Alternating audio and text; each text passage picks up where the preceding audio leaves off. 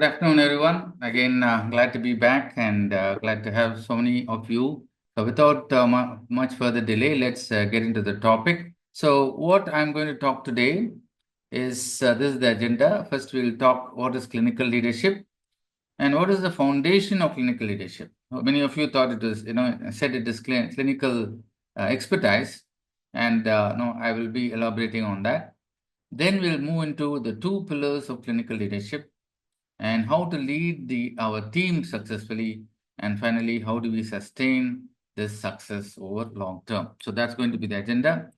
So clinical leadership is a very broad term.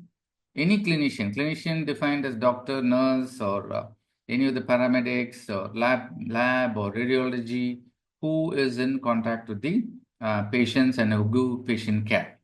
So that's what we defined by the word clinical leadership. And leadership is just about influence, not just about titles. We all, as Dr. Nitya said, we all get titles. We say ourselves, we are the CEO and the manager and the supervisor and the head of the department. But more than these titles, how much are you able to influence your team and also your organization? How much influence you have? So that is the most important metric of a successful leader. So true leadership is grounded in principles and stands the test of time. There may be a leader who becomes very famous by following, sort of very fringe tactics, but they won't last for long. The chair will not hold them, for a longer time. Even if they want to stick to the chair, the chair will throw them off. So if your bedrock is principles, solid values, then the leadership is what is, be long-standing and long-term. So clinical leadership is different in many ways. So I want to highlight, a couple of things. So one is people who are clinical leaders, true clinical leaders, or altruistic. What do you mean by this term altruism? The pronunciation is altruism, is selfless concern for the well-being of others. Most of us take up this profession for this purpose, that we want to, take care of patients. And I think even today, in the world of corporate medicine and commercialization of medical and nursing education, this is still true, that clinical leaders are those, successful clinical leaders are those who are selfless concern for the well-being of others. That's a very, very important difference between other leaders and clinical leaders. Another important difference is when you take welfare of the others, the primary person the clinical leader is concerned with is in the patient. So everything is pushed to the background. If on the other hand, if the leader is egoistic and thinks of themselves or the team alone, then they won't be successful clinical leaders. A successful clinical leader is who's altruistic and also puts the patient first. So these two characteristics, I believe, are the ones which radically differentiate a clinical leader from a leader from any other field. I think this is something only people who work in this healthcare environment will understand. Now, we do see poor clinical leadership, clinical leaders who are poor leaders, and there is something to talk about. So they may be very good clinicians, they may be very good in taking care of the patient, very successful practitioners, or a very successful nurse. And then when they become leaders, then there is poor leadership. And because of this, organization suffers and organizational inefficiency happens, and the organization stalls in its progress towards giving good care to the patients. So it's very, very important that once you become a clinical leader, either by default or through leadership or in years of service, that we equip ourselves with all these characteristics I'm going to talk about. And that is how you can influence the organization to give excellent patient care. Now, I've made up this framework to explain clinical leadership. So this is something which we will go through in this talk, and by the end of the talk, I promise you will get familiar with this rather complicated framework. So it starts with the clinical expertise in the bottom, as you can see here. This is the foundation. Then you have to have leadership about yourself, self-leadership. Then we move into team leadership. And then once you have your self-leadership and team leadership in place, you got the opportunity to lead as a true leader. And then you need to lead with vision, and you need to lead, have vision with values. And once you become here, if you don't improve yourself continuously, then you'll see the others overtaking you and going up the ladder. So it's very important that all these are in place, and we will discuss about these one by one. And so the essential traits are those which are given in the white space here. If you know, I've chosen 6 for self-leadership and 6 for team leadership. Now let's look at the foundation of clinical leadership. A majority of you have said in the poll, the clinical expertise is the foundation. The ability to interact with the patient, the ability to give, solace and cure, even if not cure, offer the solace to the patient is a hallmark of a clinical expertise and that of a leader. There are no two questions about this. And clinical expertise is required for any member of the healthcare team. Now, I don't think we should restrict ourselves just to doctors and nurses, physiotherapists, nutritionists, anyone who comes in contact with the patient and thereby is able to make a difference to the management of the patient could are clinical leaders, and clinical expertise in their field is very important foundation for leadership. Now, clinical expertise gives you credibility.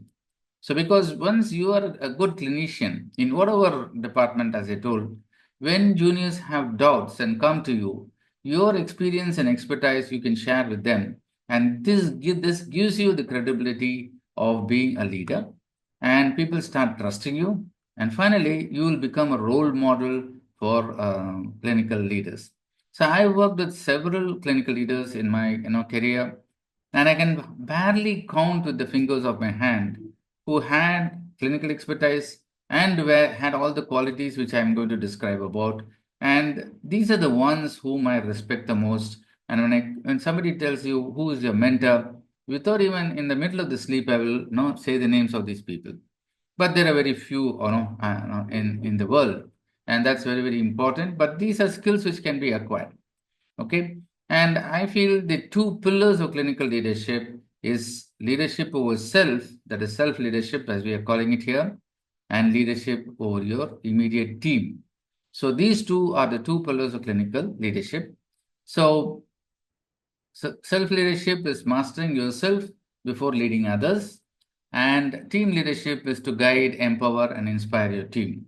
So, to a certain extent, you may not be a full master of yourself. Sometimes you may become a leader even before you've done that. But as long as you're working parallelly and be humble about it, people will respect you and you will certainly grow.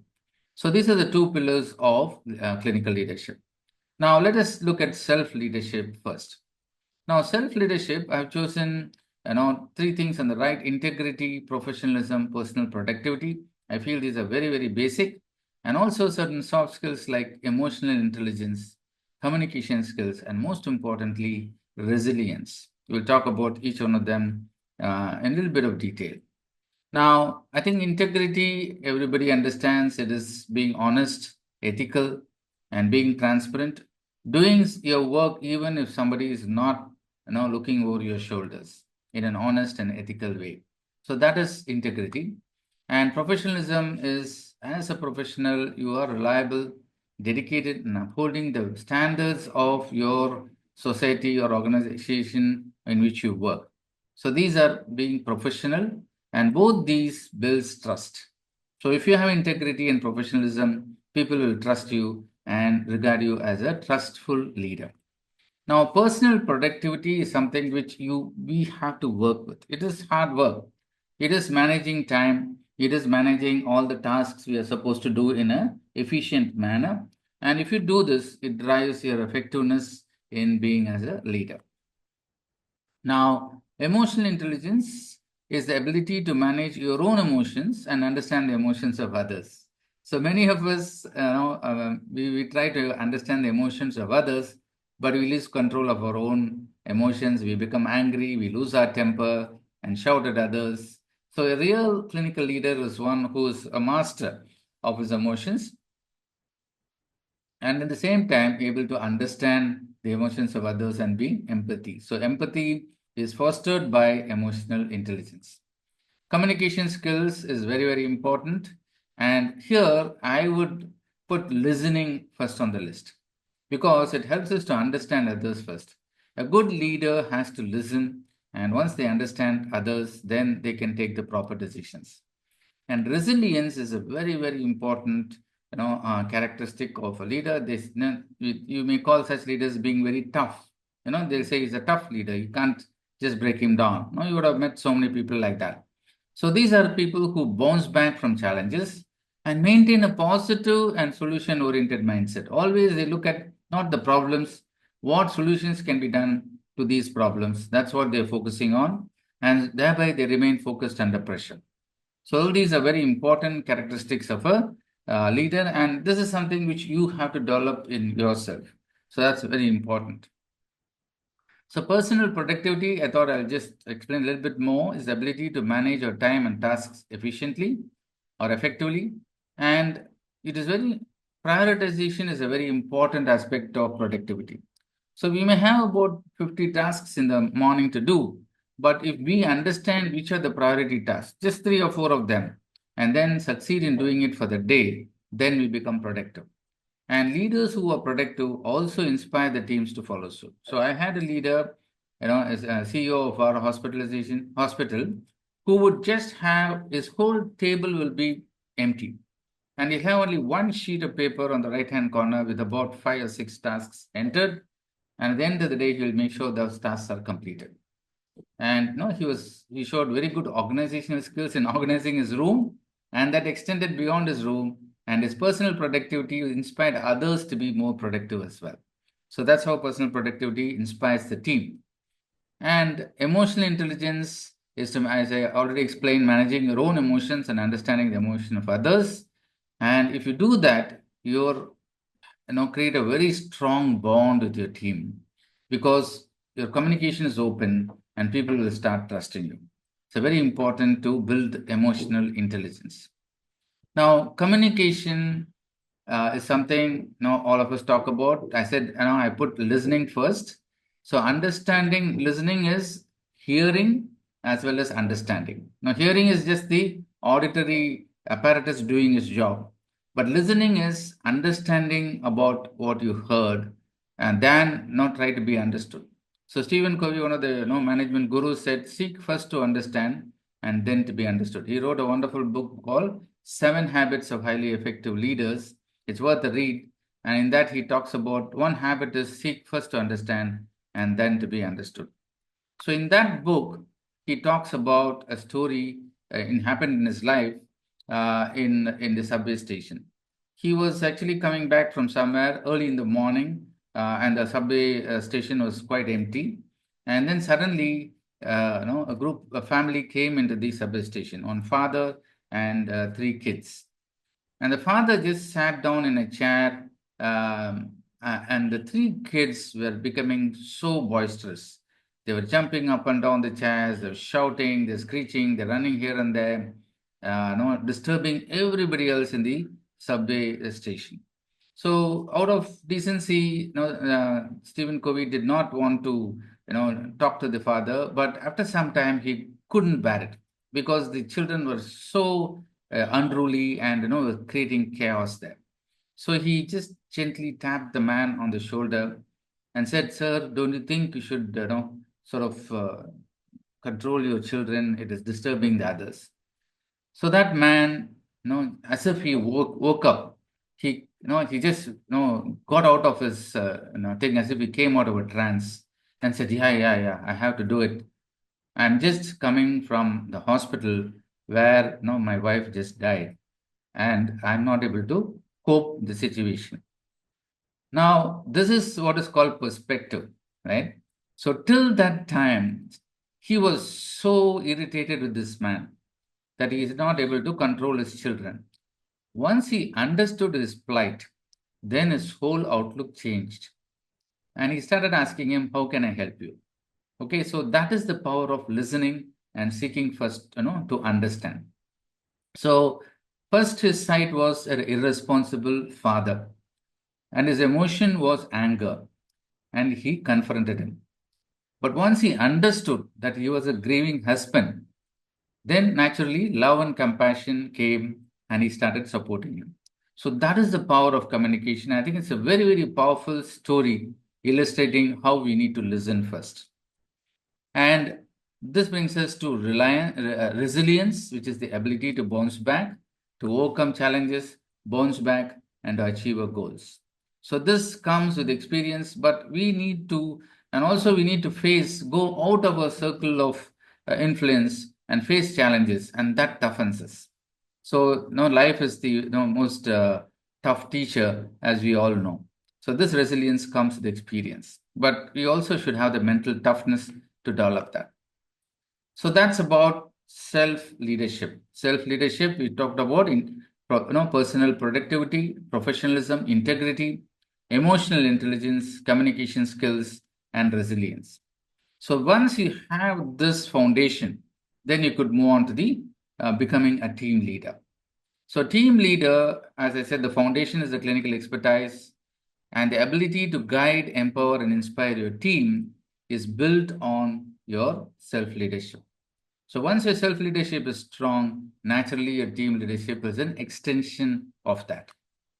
So here we are going to again look at 6 characteristics or competencies. So team building, organizational skills, empathy is on the right side, and on the left, conflict resolution, motivation, and delegation. So let's look at each of these. So team building, a leader is as good as the team. So if you look at most clinical leaders, especially successful clinician, when they move from one hospital to another, they actually will move the team.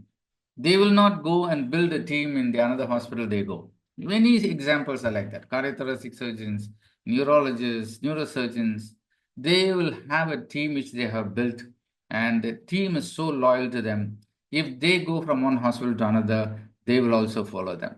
So it's very, very important to build a very well-knitted team, and you are only as good as your team. Now, organizational skills are very important, and there are very peculiar organizational skills that is very, for a healthcare organization. So you need to organize tasks, schedules, and resources effectively, and this ensures team efficiency. Now, what are the peculiar, organizational skills a healthcare leader or a clinical leader should have? So one is staffing and scheduling for patient care. So this is because hospitals have to provide 24/7 cover. So the challenge is to, keep your clinical areas staffed and the schedule, intact. And it's very important responsibility of or organizational skill of a clinical leader. Coordination and collaboration of the multidisciplinary team. I don't think any organization has got such complex teams as we have in healthcare. And the coordination and collaboration is very, very important as a clinical leader. Ensuring personal safety for healthcare teams. You all talk about patient safety, but how safe or as a leader are you keeping your team from the so many problems which can happen by working in a hospital? And then emergency preparedness and response. What happens if you have a disaster and we have 50 patients walking in, or there's an internal disaster, and the leader should know how to handle these things. Then navigating statutory compliance, managing equipment and supplies. These are all take a lot of time of a clinical leader. So in addition to his clinical work, he needs to manage all these things. So as I said, healthcare has got its own organizational problems and organizational challenges, and the leader should have skills to navigate these things. And the another part of being team is empathy. And empathy, we only again talk to patients, but what is your empathy towards your own team and other healthcare workers? It is actually two sides of the same mirror. And just like we show empathy to patients, we also need to show empathy towards our team. Most often, we don't do that. We lose our temper and start shouting at our team. But empathy is a very, very important characteristic of a successful clinical leader. So you should understand the feelings, the challenges of the junior staff and the frontline staff, listen to the perspectives, and that will make you empathetic. So the other three, which I talked about in the left-hand side, are managing teams. One is delegation. So many clinical leaders fail because they are afraid to delegate. I can give you so many examples. Okay, just because they are afraid to delegate, they think the others cannot do as good a job as them. It is just, a perception. So once you become good at your work, once you have trained your team, then it's very easy to delegate. So assigning tasks to the right people, choosing the right person for the right job is what delegation is. And a clinical leader should be very good at this. Otherwise, he or she cannot be successful. The next is to motivate and inspire your team to perform. It is a very highly charged, challenging atmosphere inside the hospitals. So, constantly, you should be in touch with your team, talking to them about the problems and motivating them and inspiring them to do their best. And again, in such a situation, several conflicts may arise, and your conflict resolution skills should be very sharp. You should step in early and quickly resolve the issues before it becomes a burning issue or a chronic problem. So, these three things, delegation, motivation, and conflict resolution, is very, very important for managing teams. And that's why it is equally important as the other skills which I have talked about. So, once you have built your self leadership on your clinical expertise and the team leadership, you're able to guide properly, then you have the power to lead your team. So till that time, you may be just managing a team. But once this foundation is set with good self leadership and good team leadership on a firm foundation of clinical expertise, you are given the permission to lead the team or even lead a hospital or even lead a group of hospitals. So that's when this is given to you. And that's where vision and values count. So, very important to look at leadership values and leadership vision. And vision and values are again very much integrated and knitted with each other. Vision gives the direction and focus, whereas values are the foundation. It is like the compass. So values are like the compass. No, so vision can just it's just looking at a telescope into the far off place, but values are the compass where you go with your values, go with the values of the healthcare organization you're working with. So values is otherwise known as true north because the compass always shows the true north. You may get lost in the sea and there may be, but if you look at the compass, it will guide you to the true north. So likewise our values. So they represent timeless values. Some examples of personal values are honesty and integrity, which we already discussed.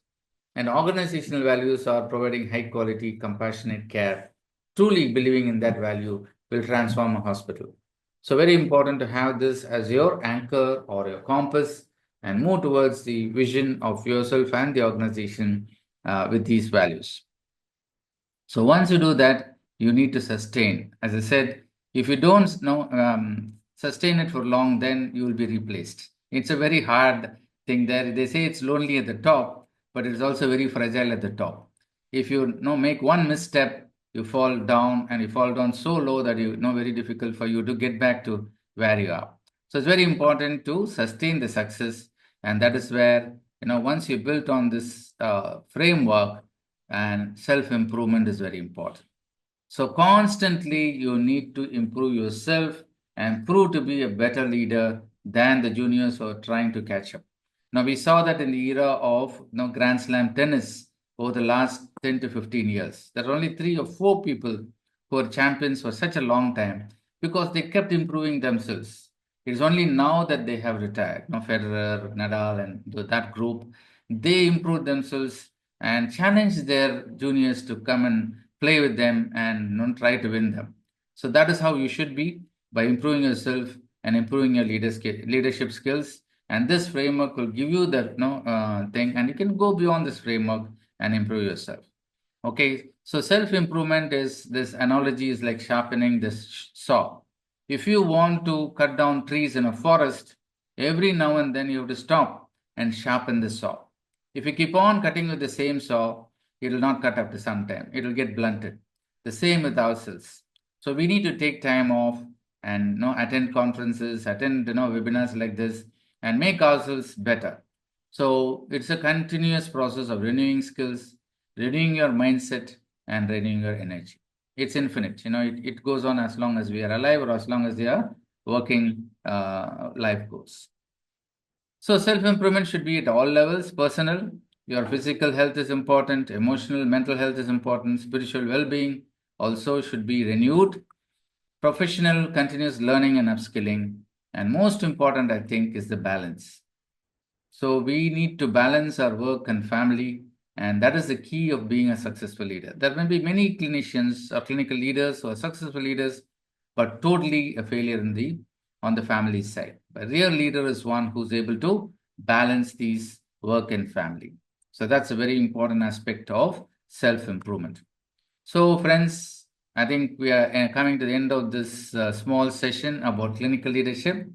Peter Drucker, the management guru, said the best way to predict the future is to create it.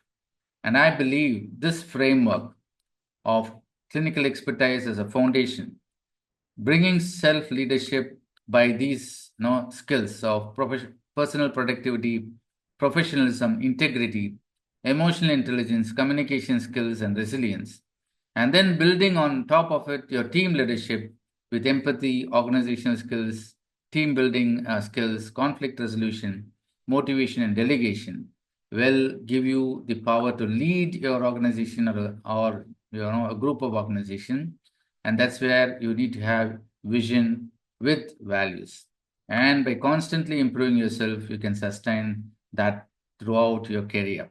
So, but that way, you can actually uh, sort of make your future come true.